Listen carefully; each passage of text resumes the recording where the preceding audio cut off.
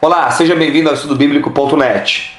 Este é um canal de divulgação de conteúdos bíblicos e teológicos que tem como objetivo enriquecer o seu conhecimento da Palavra de Deus e também ampliar o seu entendimento sobre vários temas concernentes à fé cristã. Eu me chamo Anderson Rezende e eu quero, por meio desse canal, contribuir para a edificação da sua fé. Quero hoje conversar contigo sobre um assunto muito interessante, sobre um personagem da Bíblia, um personagem que se destacou muito no Antigo Testamento. Seu nome é Arão. Isso, o sumo sacerdote Arão. Nós vamos hoje estudar um pouquinho sobre a vida deste personagem do Antigo Testamento, tentar tirar algumas lições sobre a sua vida e o seu ofício ministerial durante os dias de Moisés. Então, nosso tema de hoje, aqui no canal EstudoBíblico.net, é sobre o sacerdote Arão. Vamos para algumas informações a respeito deste sacerdote. Primeiro vamos entender o significado do seu nome, né? O que significa o que significa o nome Arão. Bem, não há um consenso entre os estudiosos sobre o significado do nome de Arão. Algumas sugestões sobre o significado têm sido sugeridas. Por exemplo, uma das sugestões é que o seu nome significa monte de força.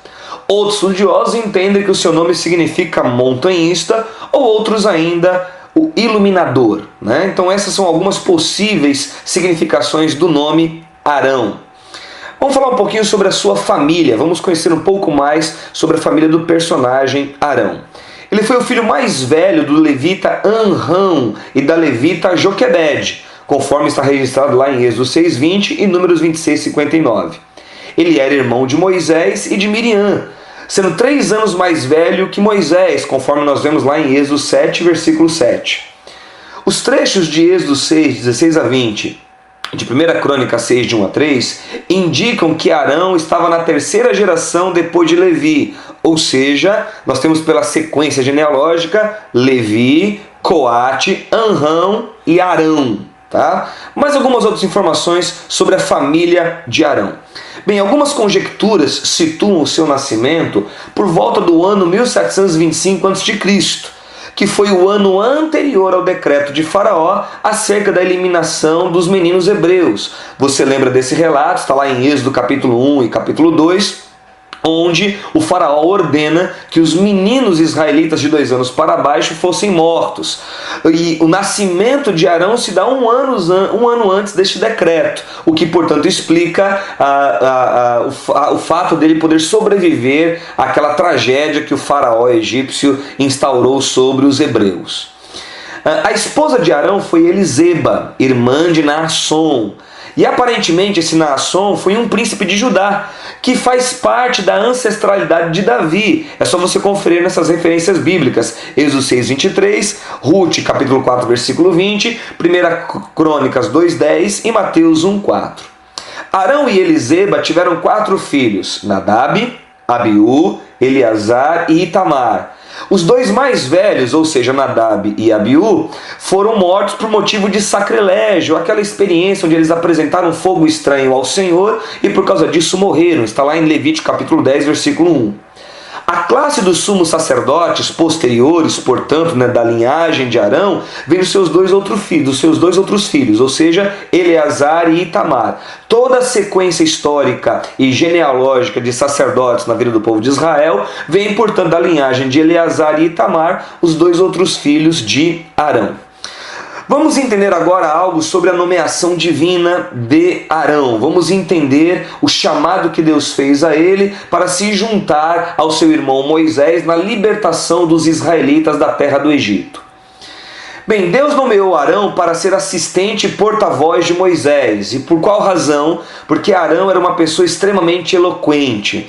Ele tinha uma eloquência muito melhor e muito maior do que a de seu irmão Moisés. Isso está narrado lá em Êxodo 4, de 14 a 16 e lá no capítulo 7, versículo 1 do livro do Êxodo. A tradição rabínica antiga diz que Arão foi um líder em meio ao seu povo durante os anos no Egito. Ou seja, mesmo antes da chamada divina de Moisés para libertar o povo de Israel do Egito, segundo a tradição rabínica, Arão já exercia uma certa liderança, agindo como um pacificador, além de ser um porta-voz dos seus compatriotas hebreus. Arão encontrou-se com Moisés no Monte Horebe para ali receberem orientação divina sobre os passos que deveriam tomar para libertar Israel do Egito. Está narrado lá em Êxodo 4, de 27 a 31. Em todos os encontros que Moisés e Arão tiveram com o faraó, Arão usou sua eloquência em favor dos escravizados hebreus. E em Êxodo 17:8, a narrativa da batalha de Israel contra os amalequitas, onde Arão e Hur seguraram as mãos de Moisés a fim de que Israel prevalecesse em batalha. Então essas são algumas informações que temos lá no Pentateuco a respeito de Arão. Além disso, seus filhos Nadab e Abiú, mais outros 70 anciãos, tiveram permissão de ver a glória do Senhor, enquanto só Moisés pôde contemplá-la de perto. Foi naquela experiência quando o Senhor desce no Monte Sinai para firmar aliança com Israel. Moisés é aquele que teria acesso, portanto, à presença do Senhor, porém Arão, Nadab e Abiú e 70 outros anciãos do povo de Israel também tiveram acesso, ou puderam chegar próximo, não tiveram aquele privilégio que Moisés teve de contemplar a glória do Senhor. Arão e seus filhos receberam o ofício sacerdotal, bem como a tribo de Levi, a qual Arão pertencia. E a tribo de Levi tornou-se a casta sacerdotal e erudita, ou melhor dizendo, a família de Arão, que era da tribo de Levi, se tornou a casta sacerdotal e erudita. Isso tudo está lá narrado em Levítico capítulo 8. Entretanto, a Bíblia nos mostra que vários personagens que Deus usou ao longo da história também tiveram seus momentos de fraqueza. E Arão teve um desses momentos, conforme narrado lá em Êxodo 32, por ocasião da demora de Moisés de descer do Monte Sinai. O povo faz uma pressão para cima de Arão e Arão acaba fraquejando pela insistência do povo para construir o bezerro de ouro. Isso foi um momento aí ruim na sua trajetória ministerial.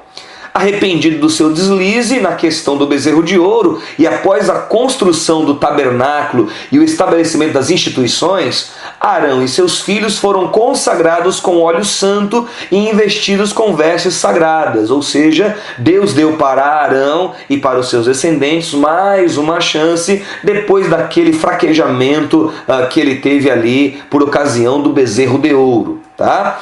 Nesse sentido, Arão se aplicou aos seus deveres sacerdotais por mais de 40 anos, por mais de uma geração. A Bíblia vai nos mostrar alguns probleminhas que ele teve com Moisés, problemas de ciúmes, onde ele se juntou com a sua irmã Miriam para contestar a autoridade de Moisés. E lá em Números capítulo 12 nos apresenta o que aconteceu com Miriam. Miriam acabou ficando leprosa por se levantar contra a autoridade a qual Deus investira Moisés, em função de Moisés ter se casado com uma outra mulher, uma mulher estrangeira. Em Números 16, nós vemos como que Moisés e Arão foram alvo da rebelião encabeçada por Coré, Datã e Abirão.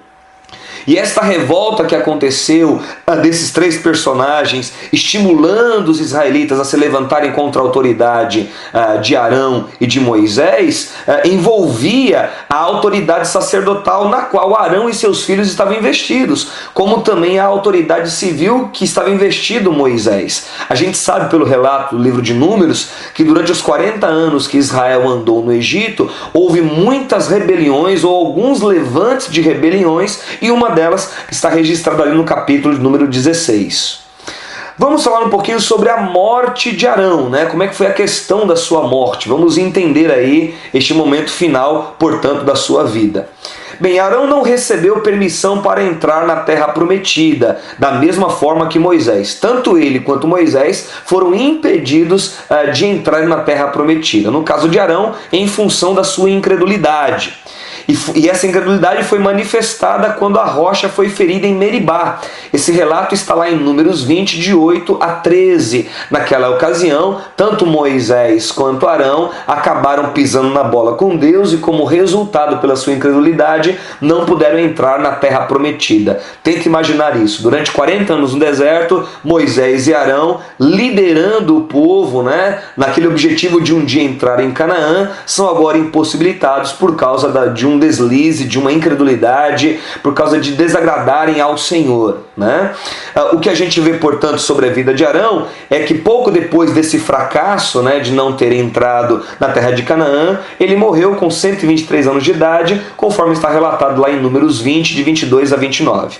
Ele foi, portanto, um homem eloquente, espiritualmente forte ao longo prazo, que foi amadurecendo no processo, mas teve alguns lapsos sérios, como a questão do bezerro de ouro, como o levante que ele e Miriam fizeram contra Moisés, e também a experiência ali de Meribá. A sua devoção era séria, embora ocasionalmente fosse vitimado por alguma súbita tentação, é o que a Bíblia nos mostra, portanto, principalmente a partir das entrelinhas. Vamos falar um pouquinho agora sobre os seus descendentes, né? Os descendentes de Arão. Arão foi, portanto, o primeiro sumo sacerdote do povo de Israel, e a sua descendência teve um papel fundamental na vida religiosa e espiritual do povo hebreu. Bem, o trecho de Josué 21, 4 e versículo 10 a 13 chama os filhos de Arão, os seus descendentes, de filhos de Arão. Eles formavam o sacerdócio geral.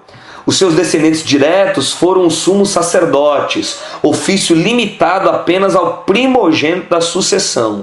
Ou seja, todos os levitas, eles exerciam ofício no templo, porém, somente aqueles da família de Arão exerciam o sumo sacerdócio. Nos dias de Davi, os seus descendentes formavam um grupo numeroso, conforme relatado lá em 1 Crônicas 12, 27. E devido a esse grande número, nos dias de Davi, toda a sua linhagem foi dividida em 24 turnos de serviço sacerdotal. Isso está lá em 1 Crônicas 24, de 1 a 6. Ou seja, nos dias de Davi, devido ao grande número de sacerdotes levitas, e dentre eles aqueles da família de Arão, houve, portanto, uma divisão em turnos para que esses sacerdotes pudessem ministrar ali perante o Senhor no tabernáculo e posteriormente no templo. Tá?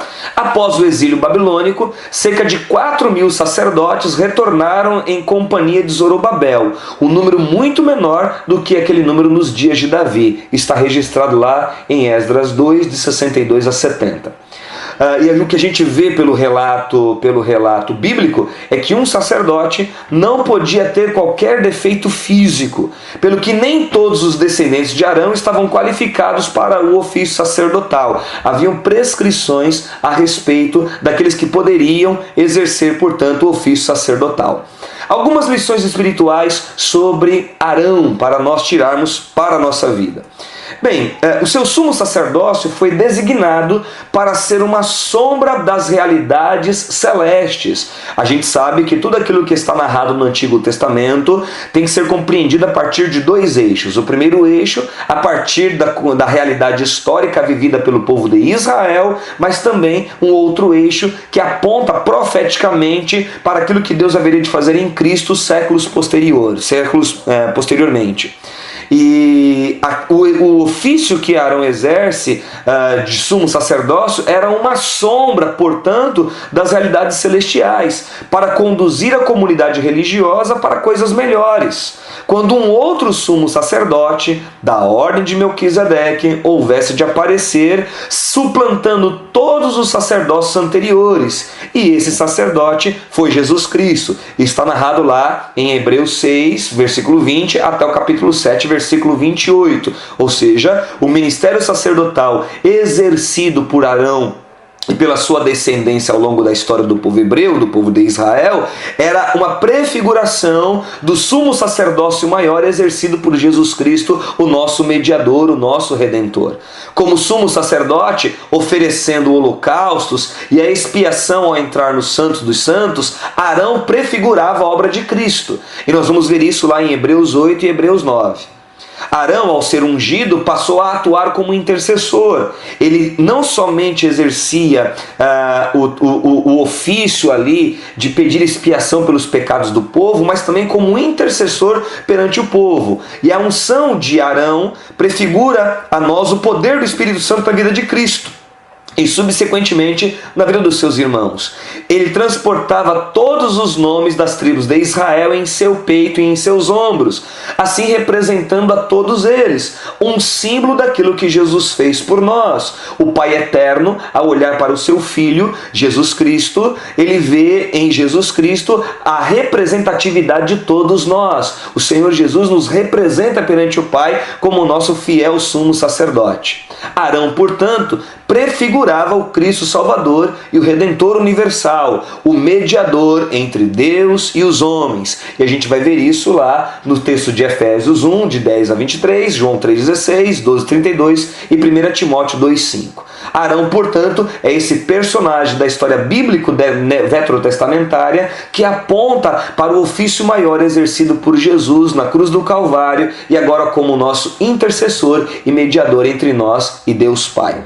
Então, este aqui, portanto, é o pequeno estudo do nosso canal estudobíblico.net a respeito do sumo sacerdote Arão, e eu quero convidar você a se inscrever no nosso canal, né? Aqui embaixo você se inscreva no nosso canal e compartilhe com seus amigos nas suas mídias sociais, convide as pessoas para participar aqui do estudobíblico.net, onde nós vamos ter vários conteúdos de natureza bíblica e teológica sobre os mais diversos temas da Palavra de Deus e da fé cristã. Obrigado por me acompanhar até aqui. Até o próximo estudo. Tchau, tchau.